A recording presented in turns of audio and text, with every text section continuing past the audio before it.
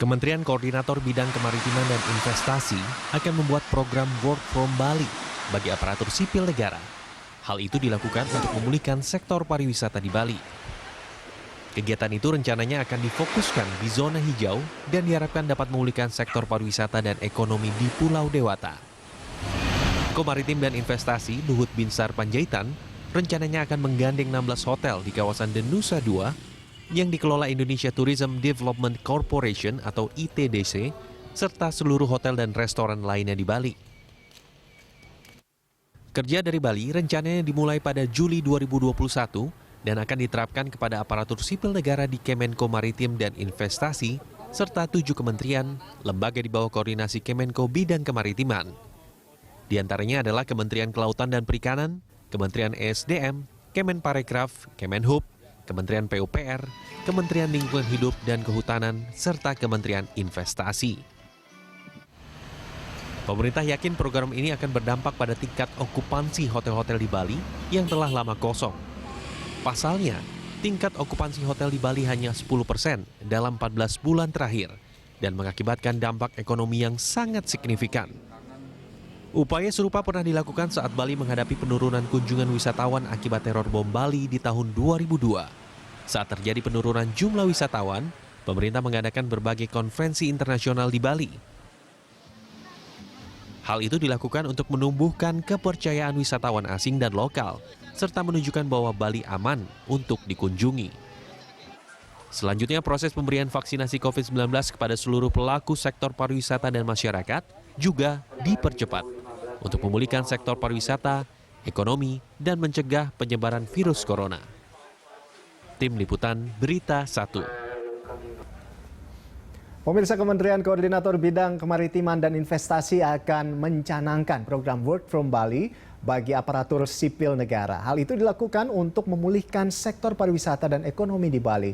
Pemerintah juga mempercepat pemberian vaksin COVID-19 untuk seluruh pelaku sektor pariwisata dan menerapkan protokol kesehatan guna menumbuhkan kepercayaan wisatawan agar kembali datang ke Bali. Untuk membahas hal ini, pemirsa, kita telah bergabung bersama dengan Deputi Bidang Koordinator Pariwisata dan Ekonomi Kreatif Kemenko Marves, Bapak Odo RM Manuhutu.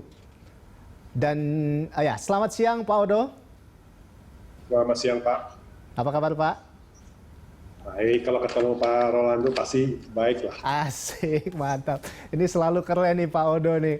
Baik, dan selanjutnya kita menyapa ada Ketua Gabungan Industri Pariwisata Indonesia Bali, Bali Tourism Board, ada Ida Bagus Agung Parta Atnyana atau Gus Agung. Gimana kabar Gus Agung?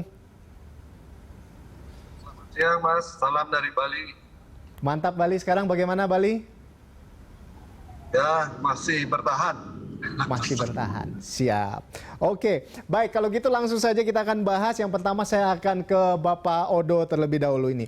Pak Odo, jadi bagaimana ini strategi dari pemerintah untuk kembali membangkitkan pariwisata di Bali melalui WFB atau Work from Bali. Nah, ini seperti apa ini strateginya? Baik, terima kasih Pak Ronda, terima kasih atas kesempatannya Pak Gus Agung. Jadi strateginya ini memang sudah kita bahas dari tahun lalu, dia persiapan dari tahun lalu.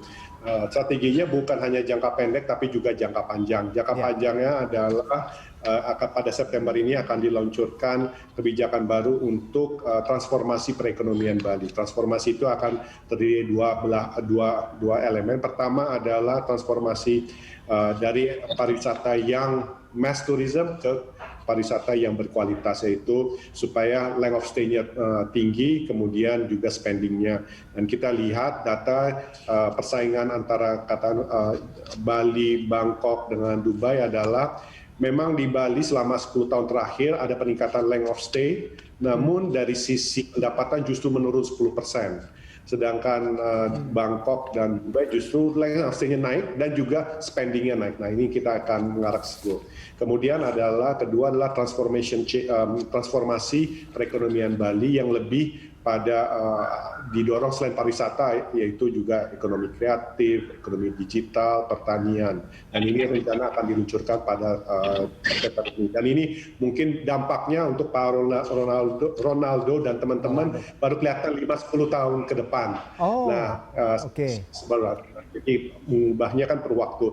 Nah, sementara ini untuk stopgap measure supaya teman-teman di Bali bisa tetap survive, kita meluncurkan work from Bali. Tapi untuk bisa work from Bali bisa jalan, ada dua elemen penting yang khusus yang perlu dilakukan, yaitu sekarang ini proses vaksinasi bukan hanya untuk pelaku pariwisata, tapi untuk Bali wide.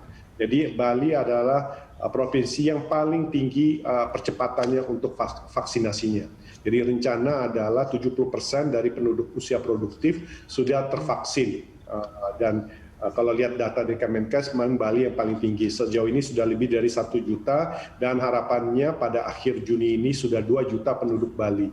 Jadi ketika Bali sudah kita membuka untuk work from Bali di Port Bali, sudah tercipta herd community dan wabahnya bisa terkendali. Jadi memang sekarang ini kita percepat proses vaksinasinya.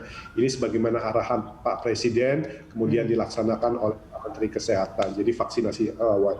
Kedua adalah kita melakukan apa yang disebut end-to-end CHSE, protokol kesehatan. Jadi dari airport sampai titik ujung. Dan ini bukan hanya di Nusa Dua, bukan saja di Sanur atau di Ubud, tapi Bali wide. Oleh karena itu saat ini kita sedang Kominfo dan beberapa kementerian sedang memperbaiki aplikasi Peduli Lindungi, dan aplikasi ini nanti ketika kita masuk ke restoran kita harus scan QR code-nya. Jadi lebih bagus lagi aplikasinya itu tersebut, dan ini akan menjadi proyek jadi percontohan sebelum diaplikasikan di se-Indonesia. Nah, terkait dengan Work from Bali, kemarin kita sudah bahas, hari ini juga, rencananya akan ada lebih dari 50 pertemuan akan diselenggarakan di Bali mulai Juni sampai akhir tahun tersebut. 50 pertemuan, ada yang sifatnya hybrid, ada yang full online, ada yang full offline. Tujuannya apa? Tujuannya adalah menciptakan tadi disampaikan, menumbuhkan rasa percaya bahwa Bali aman bagi wisatawan. Dan untuk menunjukkan bahwa Bali aman, ya siapa lagi kalau bukan pemerintah. Wisatawan pada umumnya enggan. Nah, kita pada justru masa krisis ini justru pemerintah harus menunjukkan, berada di garda depan untuk menunjukkan Bali itu aman. Dan sebelum Bali itu aman, makanya kita melakukan percepatan proses vaksinasi sehingga lebih dari 2 juta penduduk Bali akan tervaksin pada akhir Juli ini mungkin 2,3-2,8 juta. Kemudian kedua adalah penerapan protokol CHSE yang bersifat end-to-end. Ini seperti itu, Pak. Iya, Pak Udo, jadi memang vaksinasi kita berharap bulan Juli ini sudah lebih dari 2 juta dan juga protokol kesehatan di semua lini begitu di Bali ya, Pak ya. Nah, ini tadi katanya akan ada pertemuan kurang lebih 50 pertemuan. Ini skala internasional dan nasional seperti itu, Pak, offline online. Ya, nasional dan internasional. Jadi modelnya hybrid.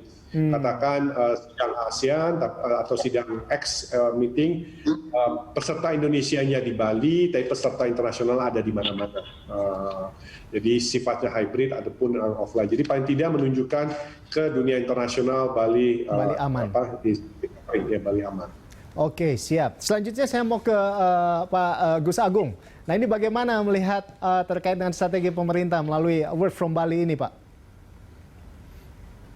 Jadi program Work from Bali ini merupakan harapan pada kami industri pariwisata ya, beserta masyarakat Bali, bahwa ada harapan, terutama ada perhatian dari pemerintah konkret ya. Ini hal yang konkret buat kita di Bali, bagaimana pemerintah mensupport kami, masyarakat dan industri pariwisata di Bali. Dan karena kita begitu hebatnya, COVID-19 di Bali ini melanda masyarakat kita yang sampai saat ini kita pertumbuhan ekonominya paling rendah di Indonesia. Kita ingin mengejar ketertinggalan itu, Mas, dengan cara apapun. Nah, ini salah satu langkah konkret dari Kemenko Marinvest untuk bantu kita. Saya harapkan juga Kemenko yang lain juga ikut. Kita harapkan juga ikut, seperti halnya hari ini kita ada dengan Komisi 11 ya, OJK Work from Bali. Ini hal-hal konkret ini yang kita butuhkan, nggak hanya sekedar wacana aja gitu. Ya, oke. Jadi ternyata memang ya, Pak. Oh ini oke. Baik ya, jadi memang tadi sudah melakukan pertemuan juga dengan Komisi 11, jadi sudah mulai begitu ya, work from Bali di sana, dan kita berharap dan kita melihat juga dari Pak Gus Agung tadi sudah melihat ini adalah sangat positif seperti itu, dan kita berharap tentunya nantinya akan lebih baik lagi, dan kita akan membahasnya. Tapi pemirsa, ini mulai 2 November 2022 Berita Satu News Channel dan seluruh TV di Indonesia akan bermigrasi ke siaran TV digital. Saat ini siaran TV berlangsung secara simulcast atau siaran melalui frekuensi analog dan digital. Agar Anda bisa menerima siaran Berita Satu TV, gunakanlah TV digital atau gunakan set-top box untuk menerima siaran TV digital. Dengan siaran TV digital, gambar akan lebih bersih, jernih, dan canggih. Pemirsa, Livestock akan hadir usai jeda. Tetaplah bersama kami.